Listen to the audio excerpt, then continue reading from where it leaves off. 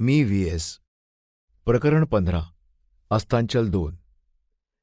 काही काळानंतर माझं दुसऱ्या डोळ्याचंही मोतीबिंदूचं ऑपरेशन झालं. ऑपरेशननंतर त्या डोळ्याचीही दृष्टी कमी कमी होत गेली. त्या डोळ्यातही अनेक इंजेक्शन्स दिली गेली, परंतु उपयोग झाला नाही व त्या डोळ्याचंही दिसेनासं झालं. डॉक्टरांच्या म्हणण्यानुसार याला AMD म्हणजे एजिंग आईज असं म्हणतात. वयानुसार जे बदल होतात त्याचाच हा परिणाम असतो व त्यावर अजून तरी कोणतेही औषध उपलब्ध नाही. त्यामुळे माझं वाचन, लेखन व मुख्य म्हणजे चित्र रेखाटणं सर्व बंद झालं. कुणीतरी बरोबर असल्याशिवाय मला बाहेरही जाता येत नाही. अंधुक दिसत असल्यामुळं मी घरातल्या घरात सर्वत्र वावरू शकतो, पण चित्रांचं काय? काही महिने मी यावर खूप विचार केला व एके दिवशी चित्र रेखाटण्यास सुरुवात केली. चित्र रेखाटण्याच्या पद्धतीत मात्र मी बदल केला.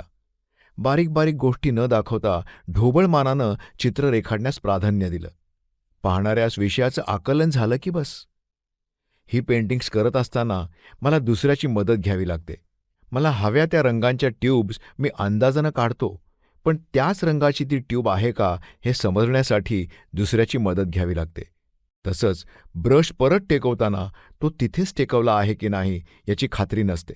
अशावेळी मी ब्रश बरोबर तिथेच टेकवला आहे का हे दुसऱ्याला विचारावं लागतं. सर्व चित्र मी अंदाजानं रेखाटतो व रंगवतो. चित्राची मांडणी व कलर स्कीम मात्र पक्की माझ्या नजरेसमोर असते. ही सर्व चित्र विविध विषयांवर असून मी ती स्वांत सुखाय रेखाटली आहेत.